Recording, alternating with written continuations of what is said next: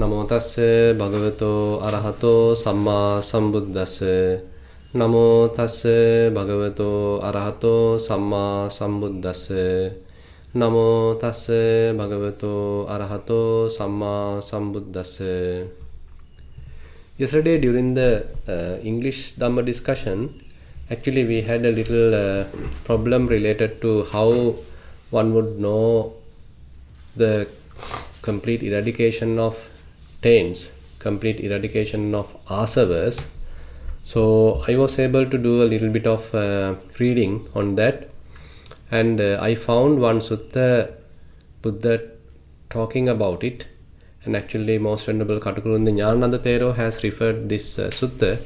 So I thought of we will conduct this sutta, which not only covers the eradication of asavas, but it talks about few things else, few other things as well.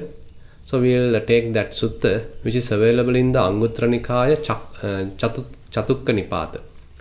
Anguttara Nikaya, where in the section where four matters are discussed. It is called Sacchikaraniya Sutta. Sacchikaraniya Sutta. And now in this sutta, so Buddha talks about four matters where those are to be realized. Chattaro me bhikkhave Sacchikaraniya dhamma. Monks, there are four things to be realized. What four? Atti bhikkhave dhamma kayena Sacchikaraniya. There are things to be realized by the body. Atti bhikkhave dhamma satya Sacchikaraniya. There are things to be realized by memory. Atti bhikkhave dhamma chakkuna Sacchikaraniya. There are things to be realized by the eye. Atti bhikkhave dhamma panyaya Sacchikaraniya. There are things to be realized by wisdom. So there are four areas here Buddha wants to explain. And one is to be realized by the body, other by the mind, by the memory, the other by the eye, the other one by the wisdom.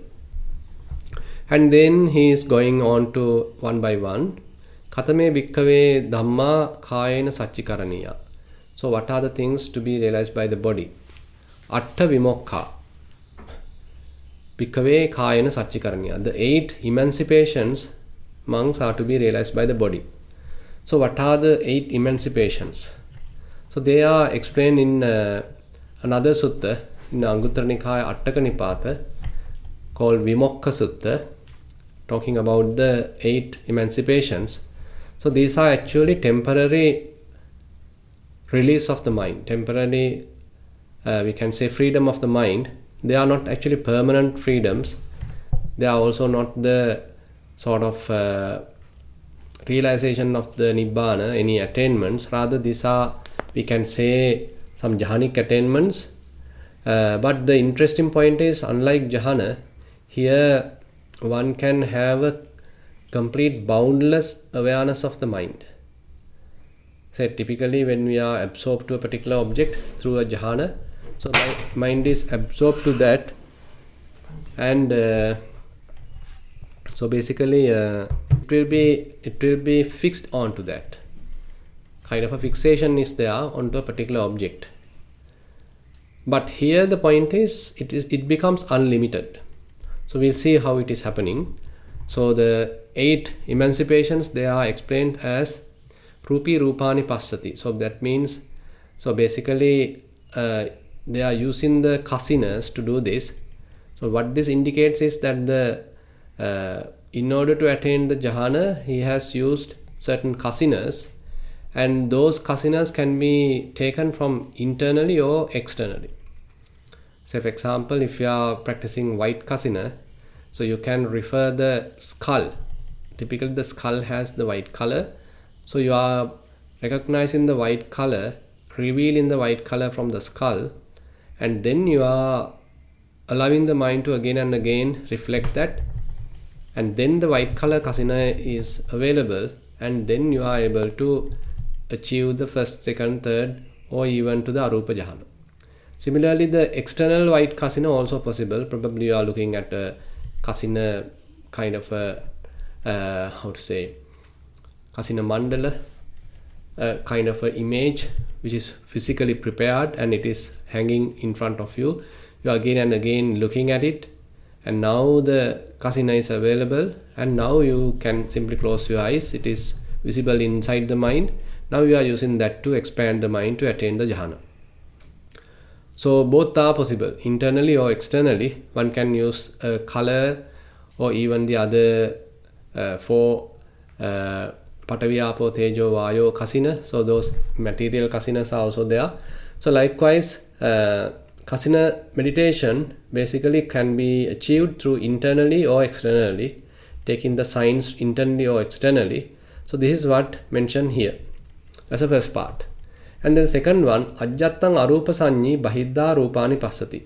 So that means without taking the sign from internally, so one is attaining externally, looking at the external object, and you pick the color, or you simply use the color kasina, or you are simply using the elements kasina, and that is where you are developing the sort of preliminary activities. So first you have to look at it, again and again you have to pay attention to it, keep it there for a long time, and then your mind fairly attuned to that. Now you can maybe even close your eyes, it is visible inside the mind, and we call it as the preliminary sign or learning sign, and it will then develop to the counterpart sign. So here we are talking of the samatha meditation, and then one can attain jhana. So only there it is used for the external side. He hasn't used the internal. Now he has used only the external. So this is the second way that one can sort of release the mind, open the mind. Then the third one, this subhanteva adhimutto hoti. So basically taking the mind to a very pleasant abiding using the appamana, using that limitless type of Brahma viharas. You know, metta, mudita, karuna, upekha. So those are actually allowing the mind to completely expand, and ultimately it become completely open, completely freed based on this sort of Brahma Vihara meditation. So for example, if you are practicing metta meditation, probably you start with yourself and then you are taking another person, you are doing that. So likewise you improve your practice, and then ultimately to all living beings you can expand metta, spread metta, and to one direction you can spread metta, to another direction you can spread metta, to another direction you can spread metta. So likewise to all the directions now you can spread metta. So once you reach that, so that means there is no limit. From the type of the beings, you can cover every being now. And from the directions, you can cover all the directions. Now mind simply emanates the loving kindness to the whole universe. There is no limit to the mind. So mind has completely opened up, and it has attained the Cheto Vimutti, Metta Cheto Vimutti. So this is the way that mind can be very much like liberated, temporarily opened, completely freed through loving kindness. Similarly, one can do it through the compassion, karuna, altruistic joy, mudita, or equanimity, upekha. So this is how the third way one can temporarily liberate the mind. Then one can achieve the akasananchayatana by not paying any attention to the physical objects. Instead, one's paying attention to the unlimited space. And space is infinite. There is no limit to the space. And again you are conditioning the mind, telling the mind the space is unlimited, space is infinite. And this is the arupa jhana. One has to start with kasina to come to the arupa jhana, and there you are again opening the mind, and now there are no any material phenomena. Rather, the mind has become associating immaterial phenomena, arupa.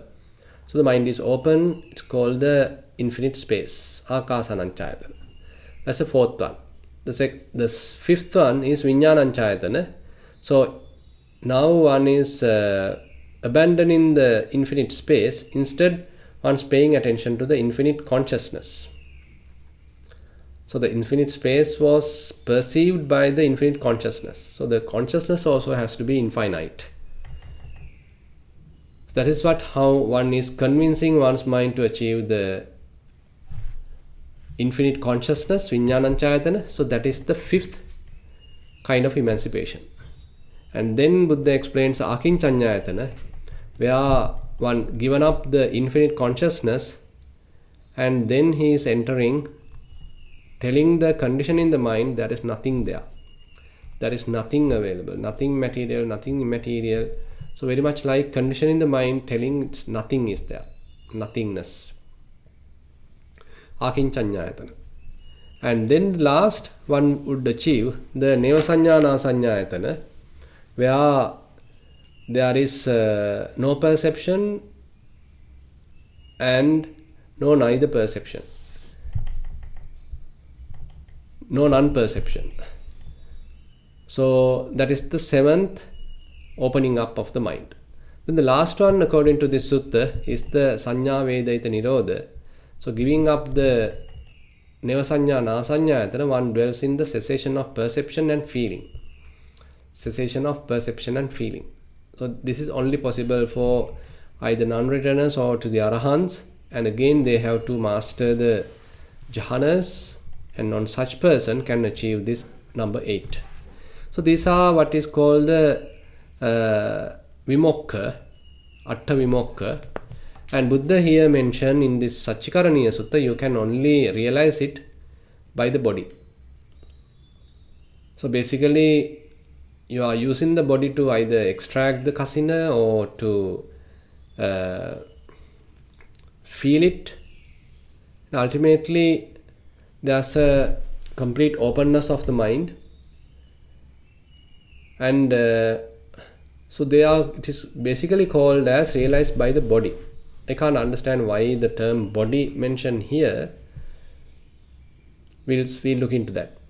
And then the second one is called Satya Sacchikaraniya. Katameja bhikkhave dhamma Satya Sacchikaraniya. So what are the things to be realized by the memory? So here Sati has taken that as the memory. So this is Bhikkhu Bodhi's translation. And Pubbe Nivaso Bhikkhave Satya Sacchikaraniya. So Buddha mentioned Pubbe Nivasa Anussati. So reflecting one's past abodes, past lives. So this is only possible through the Pubbe Nivasa Anussati Jnana. So that is particularly related to the memory, particularly related to the mindfulness. So that is also not an easy thing. One has to master the jhana, and then only it is possible. And one is reflecting back 1 past lives, 2 past lives, 3 past lives, so likewise, and one may be able to achieve that. So that is the thing possible to achieve through the sati, mindfulness, and it is related to the memory also. And then Katameja Bhikkhave Dhamma Chakkuna Sacchikaraniya. So what are the things to be realized by the eye? The passing away and rebirth of beings, that is Chutupapata Jnana, realizing by the eye. So it is not the mundane eye, rather here one has to further develop the jhana and master what this called the Chutupapata Jnana, Dibba Chakku. And actually what we want to discuss is the last one, Katameja Bhikkhave Dhamma Panyaya Sacchikaraniya. So what are the things to be realized by the wisdom? Asavakkayang Asavanang Khayo Bhikkhave Panyaya Sacchikaraniya. So there Buddha mentioned the destruction of the taints is to be realized by wisdom. There is no other way to know whether the taints are completely abandoned, completely destroyed. So there is no any other way to know except the one's own wisdom. So if Buddha was there, probably we can get his help, we can ask from him, but now no one is there. So one has to know by one's wisdom. So here actually we can find out some support from other suttas how one would know. So what is this knowledge? So what is this understanding that Buddha is talking here?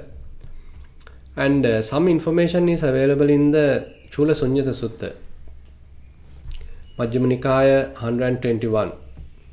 So there Buddha explains about the animitta, the signless meditation. Assume that you are developing Satipatthana, and then you are able to develop fair amount of mindfulness, fair amount of concentration, and then suppose that you are able to pay attention to various phenomena, say various bodily phenomena. So different kinds of hardness arise, softness arise, roughness, smoothness, lightness, heaviness, heat, cold, movements, vibrations. So all different phenomena you are able to recognize. So as you continue your practice, so you are fairly comprehensively knowing these element characteristics. And later, as you continue your practice, probably all these start changing, and they are showing their kind of common characteristics. They are all subjected to arising, changing, passing away. And further you know that, further you develop that, so these phenomena are very quickly arising and passing away, quickly arising and passing away. Now you can't label them. Now you can't distinctly know whether they are Patavi, Apo, Tejo, Vayo. You can't know because they are quickly arising and passing away. You can't take the nimittas. You can't take the signs. It's very much like a flux. So when this happens, basically a kind of a dispassion arises in the mind, disenchantment arises in the mind. So ultimately mind gives up, and ultimately mind liberates from this all phenomena and what we call as the animitta. There are no signs. So the mind is unable to capture the signs because they are so quickly arising and passing away, changing, transient, impermanent. So the mind ultimately releases everything, and one would achieve the animitta. So this has to be then developed. So one has to arrive there again and again, arrive that again and again, and spend time there as long as possible. Say 1 minute you are there, 5 minutes you are there, 10 minutes you are there. So likewise, as you continue there, but mind again go and catch the nimittas, catch the signs, and again mind get occupied, again mind start thinking. So you find, okay, this is also conditioned. So there one would understand this signless concentration of mind also conditioned and volitionally produced. So this is an important phenomena, an important point. So you have to achieve the animitta. You have to do certain preliminary activities to arrive there. Once you arrive there, you can spend some time, but again it collapses. You can't maintain it forever. So this is also conditioned. So how it become impermanent? That is because again capturing the signs, again mind get into some sort of an association, some sort of an engagement, some sort of a grasping. So that is the cause. Now you can easily see this grasping now, because you were in a signless, very pure conscious state. But whenever the mind shifts to some object and tries to pick the signs, recognize its various characteristics, so this process, this activity, probably one can easily pick it. So there he understands the desire, how again the mind occupies with some desires. It may be kamasava, so that means a desire for some sensual phenomena, a sensual desire. Say for example, you are on your walking path, trying to keep your mind at the animitta state, but there's a beautiful flower there. So you start recognizing it, you start trying to find its shape. You want to figure out what are the other phenomena, other characteristics. You get closer and start touching it. So now you are with nimittas. Now you are back in the signs. No more with the animitta. So how it has happened? Now there is a desire. So you get attached to that flower. There is a desire. So you are able to recognize that desire as a sensual desire, and slowly, if you are able to keep it aside, then rather than promoting that desire, slowly we are able to abandon that desire. So you have seen it, you have noticed it through the wisdom, and then you are not promoting it, you are not being a slave to it, you are not implementing it, simply keeping it aside. So likewise, the desires are to be recognized and abandoned.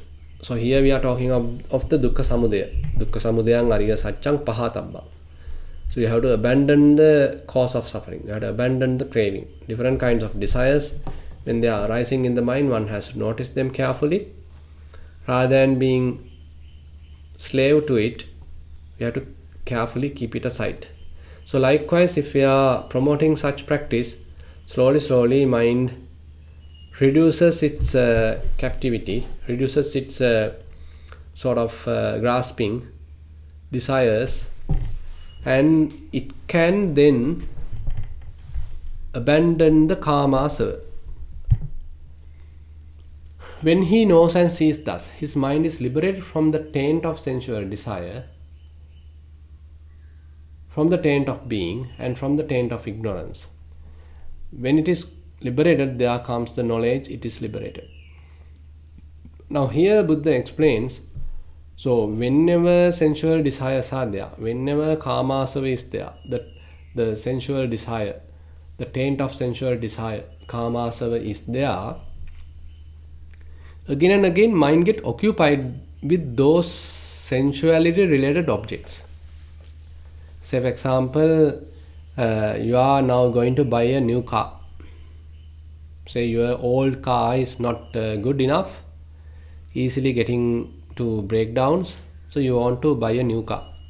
Now you are going to various places, assessing this and that, you are going through the internet, and you are talking to your friends, various brokers, so you are doing some research on it.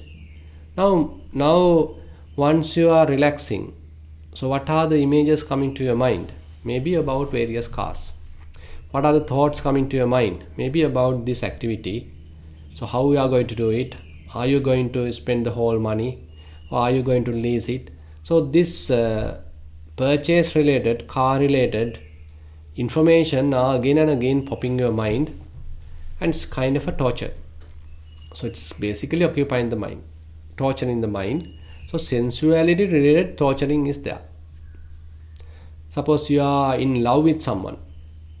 So again and again your mind get occupied with that person. So his characteristics, his images, his behavior, so what he has done, what he is going to do, and what you expect him to do or expect her to do. So all sorts of sensuality related thoughts. So this is what actually our minds are talking, minds are thinking. So this sensuality related thoughts, sensuality related signs, again and again filling the mind, occupying the mind. So all because of this karma seva. But the more we practice vipassana, more we practice kayanupassana, vedananupassana, chittanupassana, dhammanupassana, this process has to be fairly calmed down, fairly reduced. Now we should be able to keep the mind free from sensuality related thoughts, sensuality related images, signs that indicate some sort of a relaxation, some sort of a release. The torture, tormenting coming through the taint of sensual desire is little reduced. Now think of a situation that the taint of sensual desire is completely abandoned. Then the mind should not go through any kind of a torturing coming through any of these sensuality related objects. So there Buddha mentioned in the Chulasunjata Sutta, he understands thus, whatever disturbances there might be dependent on the taint of sensual desire, those are not present here. So now he reflects his mind. He again and again, he often reflects his mind And there he can't find any such sensuality related disturbances. His mind is not asking this and that, not requesting this and that. I want to associate him, I want to associate her, I want to look at this picture, I want to look at this film, I want to listen to this particular music. So various requests are there typically in the mind. So those are basically abandoned. Mind like to relax, mind like to pay calm, spend kind of in seclusion. It prefers that seclusion. There are no more demands. And while there, again, it is simply maintaining its purity, maintaining its clarity, and that indicates that torture is not available. So similarly, the taint of being. So our various desires are there. So rather than allowing us to be satisfied in the present moment, so we have various desires. If I have that, I'll be happy. If I am able to fulfill that, I'll be happy. If I am able to have promotion, I'll be happy. If I want to become a doctor, I'll be happy. If I want to become an arahant, I'll be happy. So all that, either sensuality related desires, either your position related desires, your achievement related desires, your career related desires, or your even spiritual desires. So all are actually drifting us from the present moment, completeness, fulfillment. So at the present moment you are unhappy. Present moment you feel unfulfilled. You feel little restless. You feel little agitated because you feel you are not fulfilled. You have something lacking. So this is the operation of what we call the taint of being, bhavasava, operating in the mind. So always it wants to look for something else, to become something else, to become someone. So that bhava tanha is fairly operative, and it always asks to further continue. Okay, I want to live further, I want to become a god or this and that. I want to progress, I want to become this, I want to become that. Present moment there is some sort of an unsatisfaction. It's again a type of a torture. So you are always restless, the mind become agitated, not feeling contented. This is a kind of a torture, what we call the taint of being. Now, as we continue the practice, this also has to be reduced. So without asking anything, without demanding anything, so you are utterly happy in the present moment. No desires, no expectations. So they are probably you can remember the appanihita vimokha, the emancipation through desireless, emancipation through aimless, wishless. You are not wishing anything more, you are not expecting anything more, not desiring anything more. So the mind is released from all the desires, happy in the present moment. Everything fulfilled, everything accomplished, nothing more to have, something like that. So if that is there, that torturing is not there. No demands, no request, no inner agitation, no anticipations. So completely fulfilled. So that indicates the abandoning of this taint of being. Whatever disturbance there might be depending on the taint of being, those are not present here. So Buddha says, so when the yogi is reflecting one's mind, so he's feeling contented. He's not asking this and that.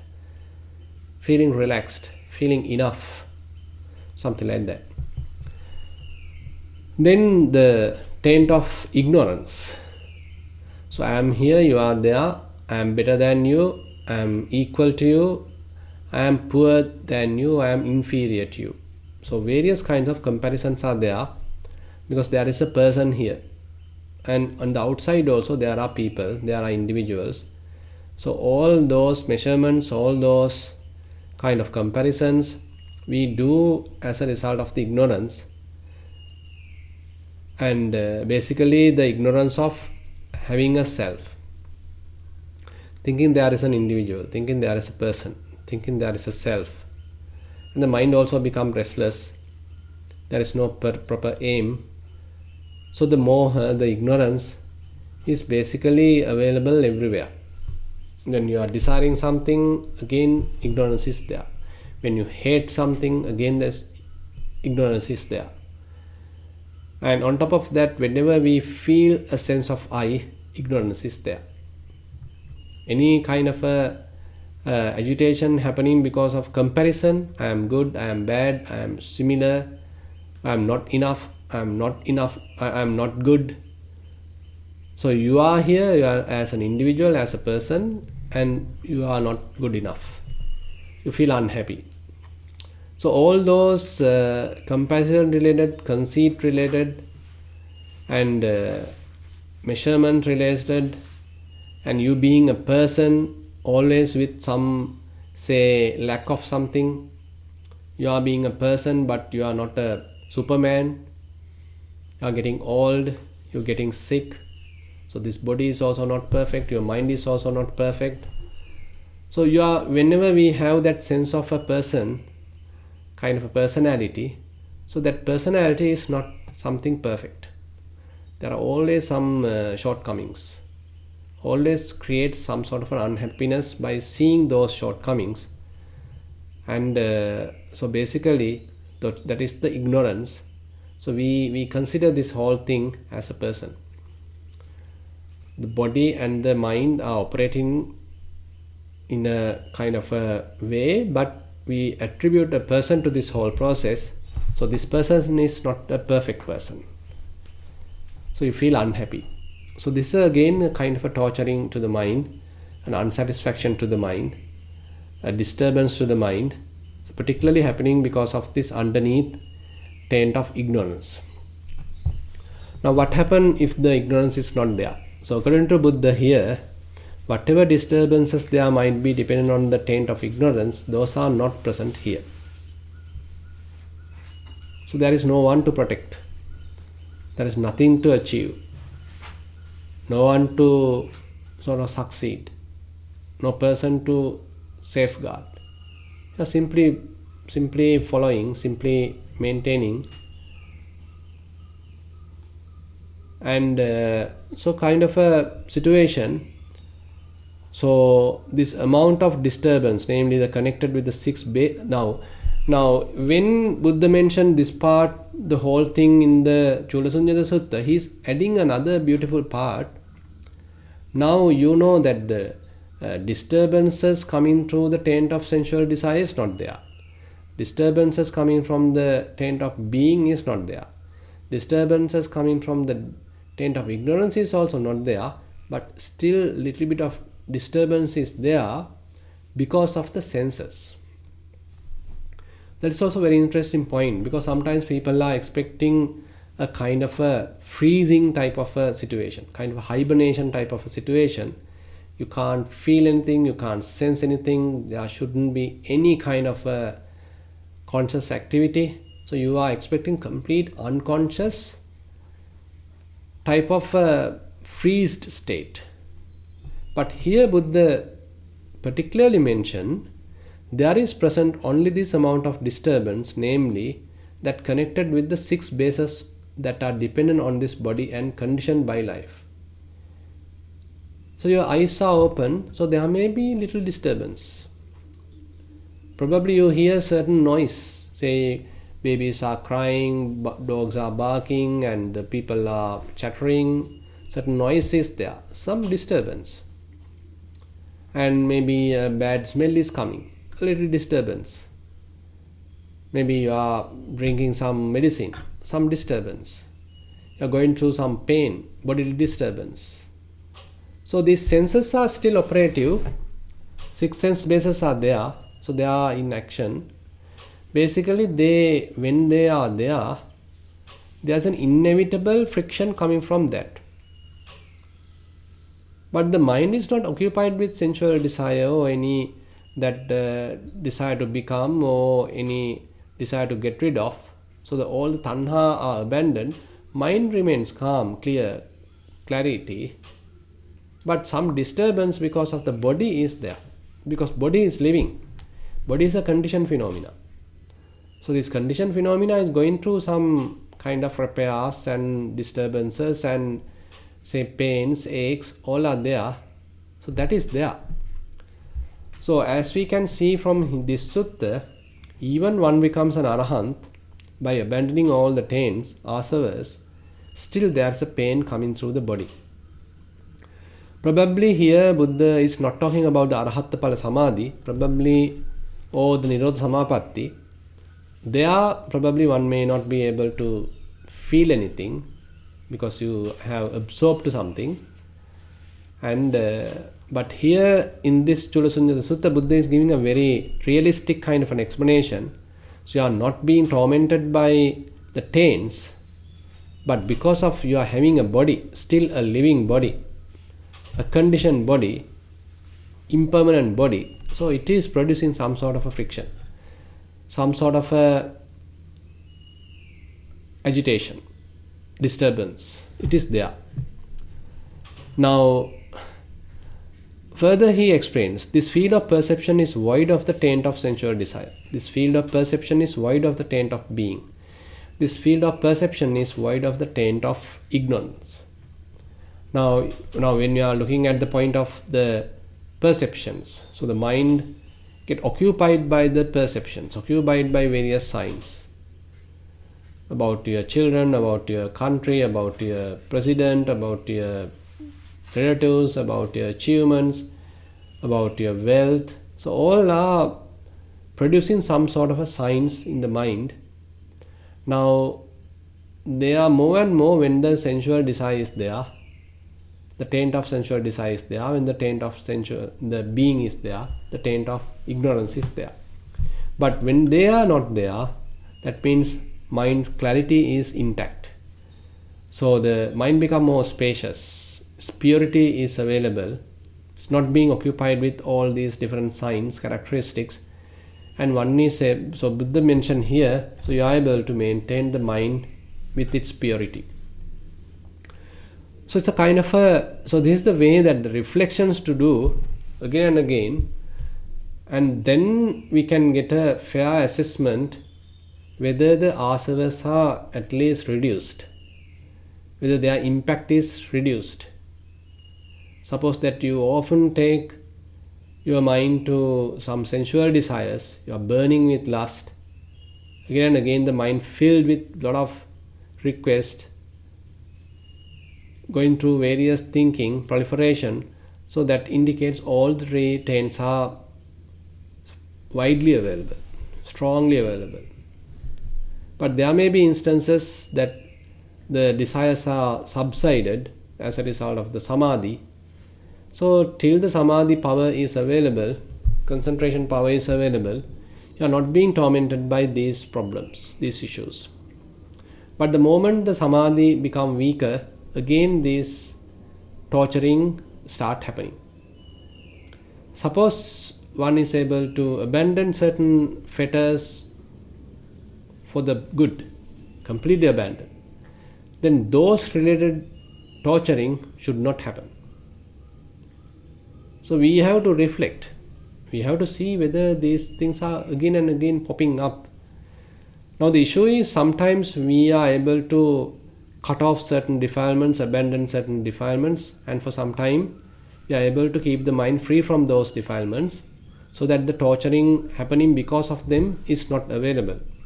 But unfortunately, again there may be sort of triggering, and again those desires can happen. So whatever defeated defilements might appear again. That is where we get defeated. Previously defilements were defeated, but those weakened, defeated defilements again appear in the mind, so we get defeated.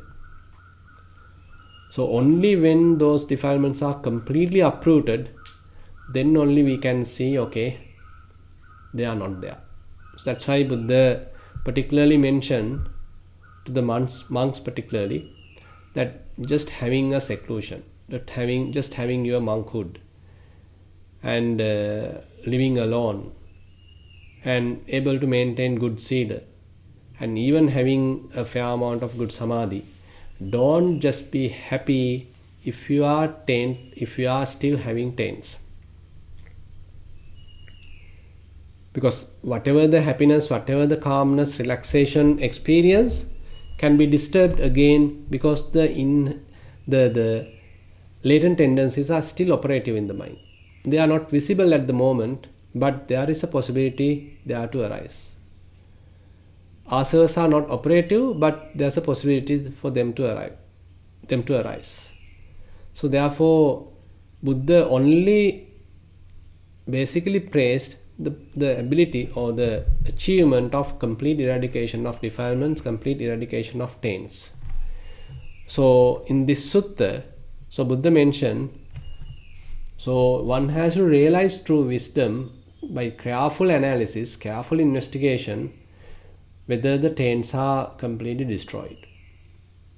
So one has to do it honestly. One has to do it in an impartial way to see whether defilements are there, to see whether torturing of those are there, any taints are there, the taints are operative, the taints related signs, thoughts are appearing in the mind or not. So it's a kind of a very fair assessment that we have to do. So according to this sutta, so this is the way one can see whether the mind has become purified.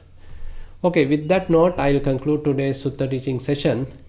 Now I like to open the session for questions.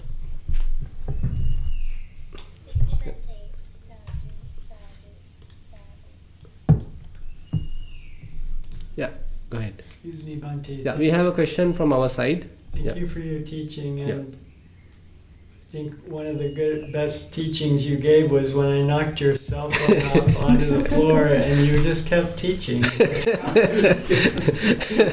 Without really ignoring completely. Not disturbed at all.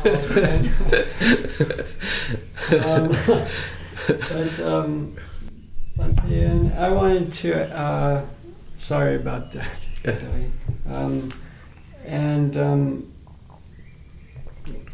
I guess the thing that comes to mind for me in this teaching is that we can easily think that we're free of taints, especially if we're like many of us probably when we're doing this sort of practice, we're seeking seclusion, because if we're doing meditation, then we're secluded from people and situations that cause us to get aroused in various ways. And so I guess it's very helpful. I think of the book Meditate Without Meditating, and I was reading a little bit of it, that this teacher suggests people don't meditate, and for her retreats she has people just working together, so, and noticing how the mind reacts to situations. Correct. And just noticing the mind and being aware of the mind. So but I just think it's so important to have a teacher, because often I think it's easy to think that our taints are, abandoned. But we can easily overestimate ourselves, yes, isn't it? Yeah. Because the situations hasn't happened for a long time, there is no reason to be angry, so I might feel, okay, there is no anger anymore in the mind. Yeah. And there are no any, say, sensually related objects. I am not going to parties and this and that. So the lust desires are not arising. I can easily might assume, okay, there is no lust in the mind. Yeah. So likewise, that's why the mere seclusion from the others, kind of cutting off from the, say, associations, can't assure whether the mind is completely abandoned them, or they are suppressed for the moment. Yes. And then, I guess in other ways as well. When I was at Panditarama for 5 months, and they kept speaking of how if the mind is sort of diluted, if you're trying to observe objects clearly, that there's just a blur. Or I think that's what they were saying. The mind is not penetrating to the object. Mindfulness isn't penetrating. It has to be mindfulness has to become sharp so that otherwise there's sort of a blur. I think that's what they were saying.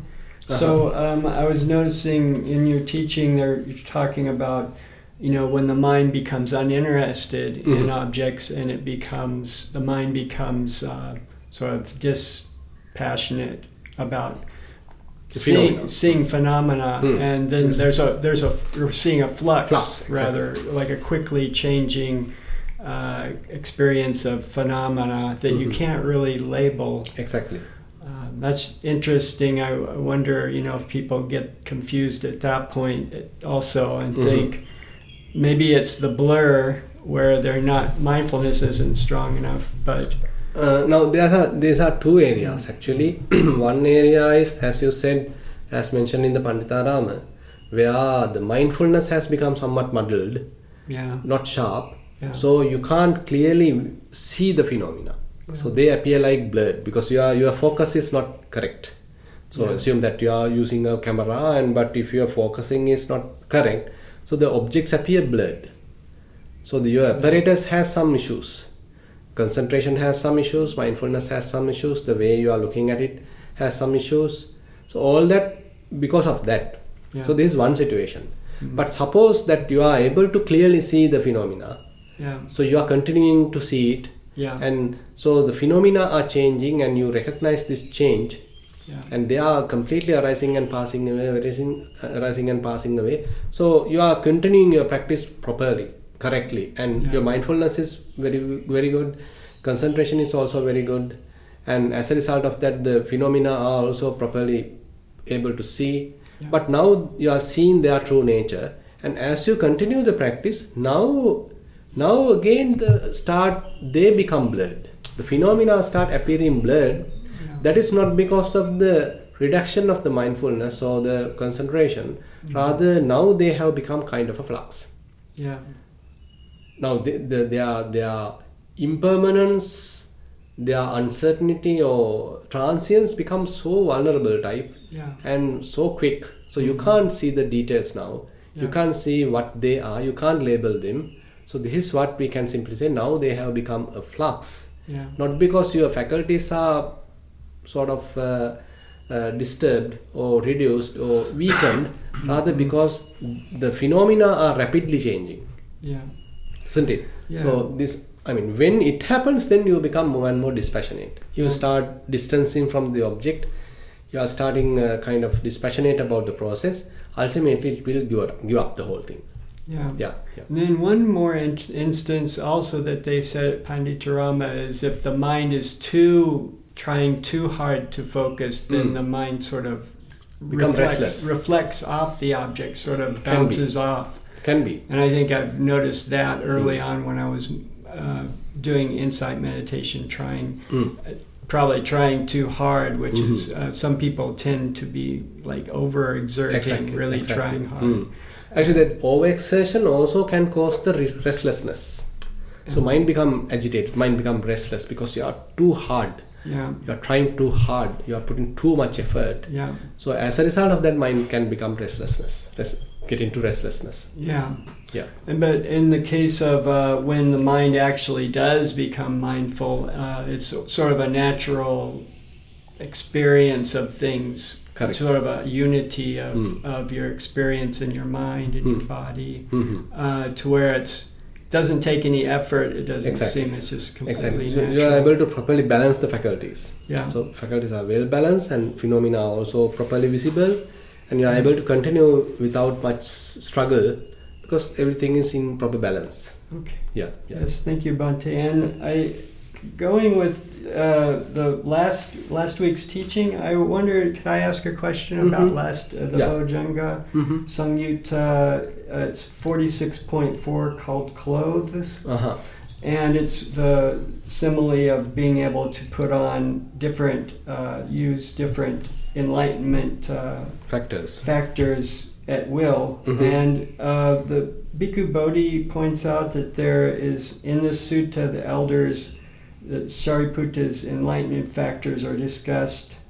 Palabodjanga, for when he enters fruition attainment after having made an enlightenment factor of mindfulness the key, the other 6 enlightenment factors follow along, and so for the others. So if he wants to make energy the key, he could do that, and the other enlightenment factors follow. Thus he spoke this sutta to show his mastery over the fruition attainment enlightenment factors. Do you know about that? I couldn't find anything else about that.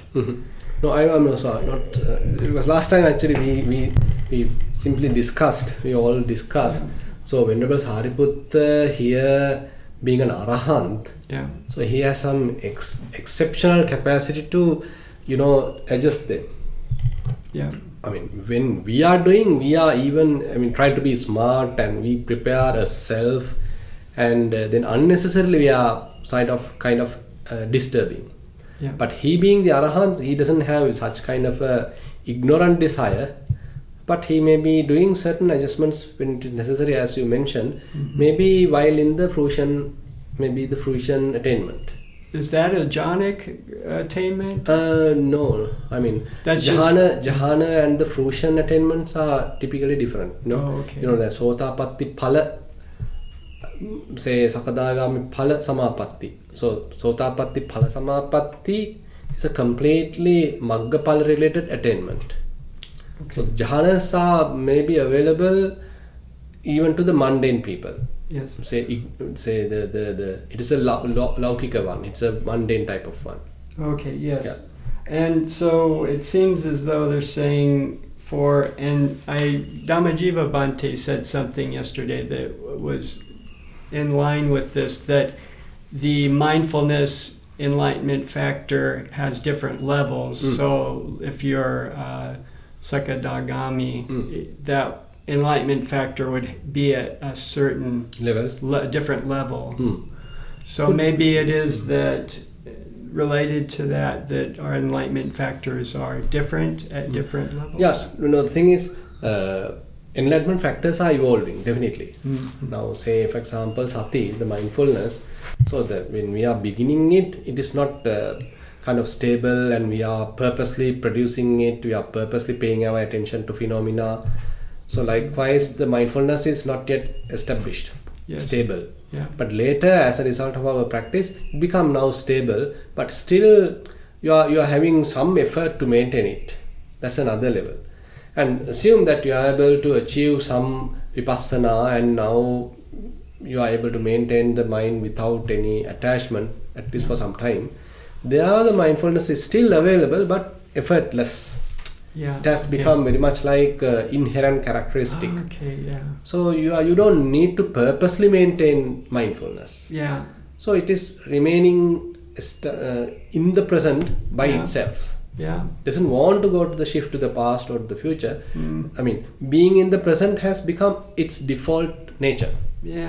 That makes sense, because the enlightenment factors, they're having to do with our mind's attainment to the path or the fruits of attainment. Correct. So I feel therefore definitely the enlightenment factors are evolving factors. Yes. So we may starting with some very basic kind of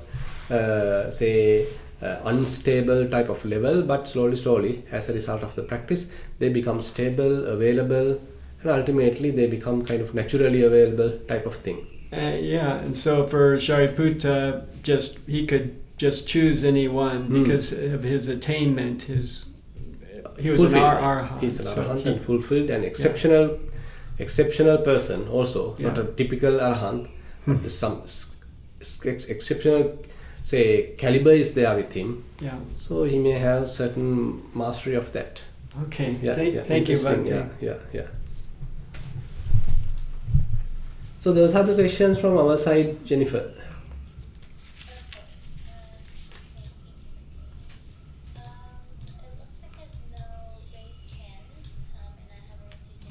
I can't hear you well today, Jennifer. Can you increase your volume? Is this better? A little, yeah, somewhat okay now. Yeah, okay. I'm using my headphones. Okay. Hopefully that's better. Maybe it's my fault, maybe. Okay. Okay. Now I am good. Okay. I didn't change my great. some point, so that was the issue. Now it's fine. Okay. I can hear an echo in the background, but I see. that's okay if it's not disturbing you. Okay. So you haven't received any questions today, right? So I actually have a question from last week. We had ended it and then I received the question afterwards. Mm-hmm. So it says, Bhante, Venerable Bhante, at the end of a meditation session, should the thoughts and process be remembered clearly? What does it mean if I don't have a clear memory of the activities? Mm-hmm. So there may be a situation. Actually, one thing is that you fall asleep, so you can't remember anything. But on the other hand, there may be a situation which is a more positive situation, where mind starts dropping things. It doesn't want to store things. It doesn't want to memorize things. Rather, it keeps dropping things. And so, if you went through the point properly and you are fully awake, you are very sharp, but mind hasn't stored anything. This is also possible. So therefore, I think the scenario what you are talking may be very similar to this, where you are fully aware of what's going on at the present moment, but once you finish your session, you can't remember much because mind didn't wanted to store anything. So such thing is possible, by the way. Is that a positive sign? I feel it's a positive because because as we continue, mind doesn't want to store much. Only volitionally when we are telling it, okay, I want to memorize it or something, then maybe it likes to store. But otherwise, it like to be relaxed.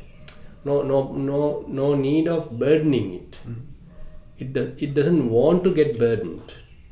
So that's such kind of a property is developing in the mind. Now previously we are accumulating things, even garbage we take it and fill the mind. Now mind doesn't want to. It understood. Yeah.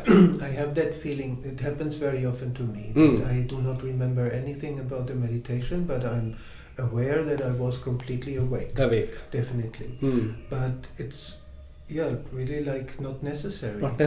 To keep this memory. Exactly. At the beginning of the meditation, long time ago, I was very keen on remembering because I wanted to know what was going on in this meditation. But now it's not of importance anymore. Exactly. That's the point. So that's why I think the mind doesn't want to get bothered, doesn't want to get burdened, and he understood this storing is not unnecessary in some cases, and for some typical living we can manage, but unnecessarily no need to burden the mind. For me personally, if I may say that, I found out that memory, especially for me, is a very strong source of suffering. Memories, it's connected to a kind of sorrow very often, and I feel it's a progress if I do not remember. Correct. I am not so much stressed on remembering Exactly. anymore. It's Exactly. like it's feeling like a freedom. And the other thing is, now memory is causing for us to have a sense of I. Because when I have my past memories, it helps me to connect all different incidents, so that giving the perception, okay, I was there. I am the one who went through that. I am the one who went through that experience. So the memories are helping us to link all those episodes, those little stories, and showing me I am a person. I am an individual. I have this past. So I am so and so. Yeah. So like that. Yeah. So when the mind does not take those and completely ignored, you are in the present, isn't it? So memory plays a big role in creating a self. Yeah, and it's a very common saying also that you are what you wear. You are. That you are what you have gone through. Nowadays you are because you have done all this in your life. But Correct. nowadays I see it completely different. Mm. Yeah, that you are what you are now and Correct. not because of your past. You have a kind of a choice now. What Yes. to do next, maybe even. Currently you are doing the proper thing, then that decides who you are then. Which can be the next trouble. Okay, Jennifer. Great, thank you, Bente. And we have a question from Geshan, and by the way, Geshan will be our host for the next 2 weeks. Right. Just a heads up. So you are going for a retreat? I am going to a retreat, but also he is moving forward. We're going to rotate from month to month. Him a coordinator and me a coordinator. Yeah. Okay. Very Okay, good. Sean. Yeah. So, thank you for introducing as well. And Thero and Saranai Bante, I hope you can hear me. Yes. Right. So, today's discussion, we talked about the body sort of break into 8 Emancipations. emancipations, and then we talked about the mind and the memory. I think the questions comes within that for me, and then there is the I and the wisdom. So let me ask the question on the mind and the memory, and then you mentioned about sati, and I just got a small note here and said it's the memory. And my understanding was sati is something different than the memory, and Yes. is it just the memory? So I just want to No. realign myself with what is right. Yeah. Actually, the mindfulness, the sati, has certain characteristics of memory as well, but we can't limit it to memory. So one aspect of mindfulness is the memory. So as we are developing it now, that's why typically when one reaches the faculty of mindfulness, it is mentioned chirakatampi chirabhasitampi sarita anusarita. So whatever the activities that you did long time ago, whatever the speech that you made long time ago, still you can remember like you did it today. So such kind of a strong memory is there when the mindfulness come to the faculty. But the interesting thing is, now when you start developing vipassana, so mind keeps dropping things rather than attaching to things. Now as we just discussed, it doesn't want to memorize now. So things are going little opposite way. So therefore we can't say every time. So the mindfulness, when you are developing, it become more and more memorizing many things, becomes even to the level that you burden of being too much memory. Rather opposite starts happening because the understanding, the wisdom keeps dropping things. It doesn't want to attach to anything, doesn't want to take more science, because science become the issue. So mind doesn't want to get interested about the science. Without science you can't develop memory. So as when you are developing the signless, so that means you can't have a memory, because in order to have memory you need some information, you need some detail, you need some signs. But now signs are not available, so you can't memorize them. So likewise the certain factors become little operative in opposite direction. But anyway, in the Pubbenivasanusati Jnana, so kind of it's memory related activity. Now you are paying more attention, so it is kind of a special type of a memory according to the Dhamma, where not only your present life, but you are taking your capacity even to the past lives. Okay, so that is the reason why you be able to recall the past life as well. Is that accurate? Yeah, but the thing is, it is. I mean, we can't do it by simple activity. I mean, you have to master jhana, and you have to achieve what you call abhinya, and all these are, you know, very difficult tasks. Right. Yeah. Okay. So my question, you know, like I think I got the answers because I thought that it's just the sati is the memory, but it is not. Yeah. It's a bit more than that. Exactly. What I'm thinking. Correct. Yes. And wisdom. So we also sort of talk about that wisdom is that on that itself I wasn't with the I and the wisdom. That's what you said. And is it the consciousness are we talking about? Or? So I'm still talking about the Sutta. segregation of the sutta, and you were talking about the body and the body breaking into 8, and the mind and the memory, and then the I, and then with the wisdom. Those are the kind of things. So that's why I mean. My question. So it's a kind of a way of naming them. So basically, in the Atta Vimokkha, the 8 emancipations, they attributed it to the kaya, the body. So the Pubbhe Nivasanussati Jnana, the reflection of the past lives, he has particularly attributed it to the sati. And then the reflecting about others, say abidings, the rebirth of the beings, he attributed it to the I. So it doesn't mean that Wisdom I. so kind of here is a kind of a say psychic power actually.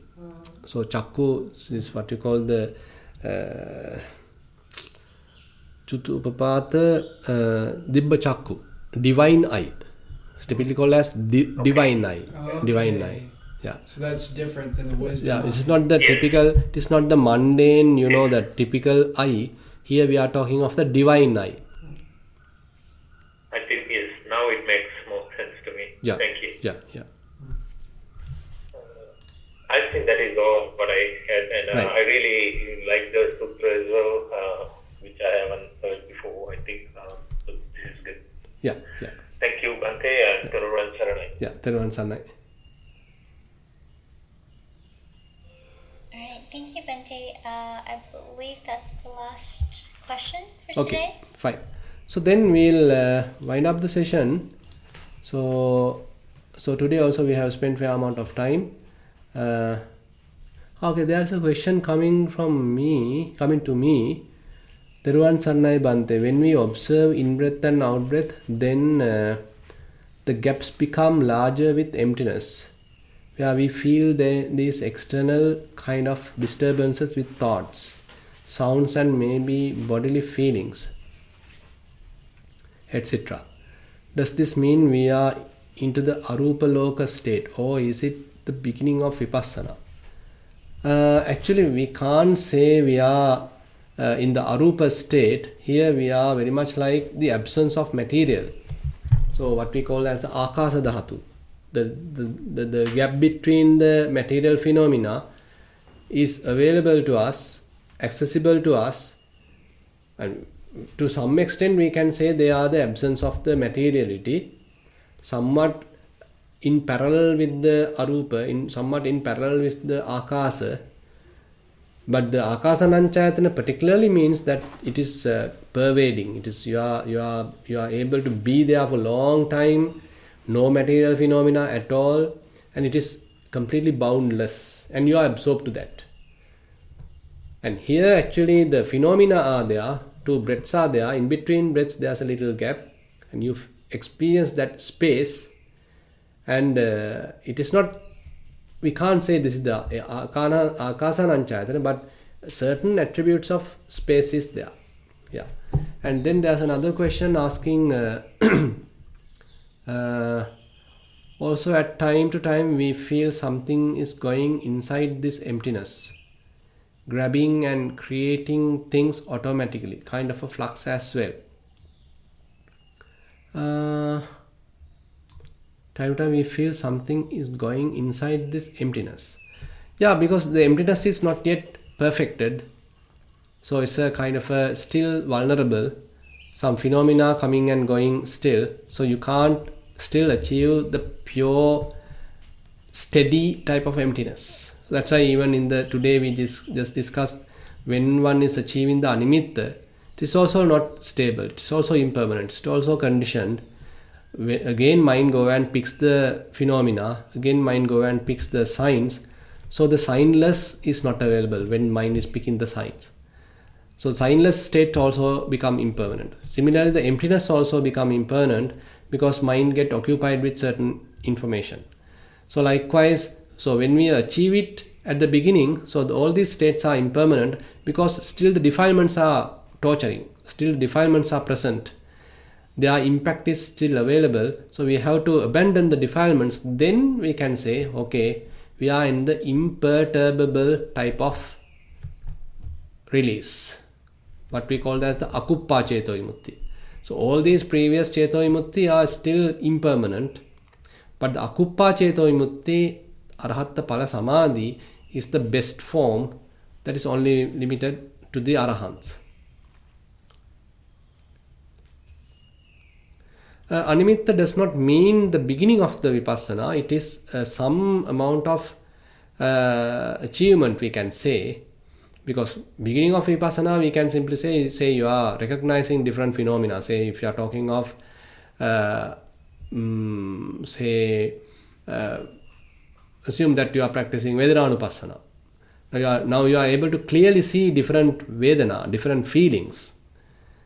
So knowing the characteristics. And then assume that you are practicing Dhatu Manasikara. There you are able to see the element characteristics properly. So likewise, I would like to say the beginning of vipassana happens there where you are distinctly start recognizing the phenomena.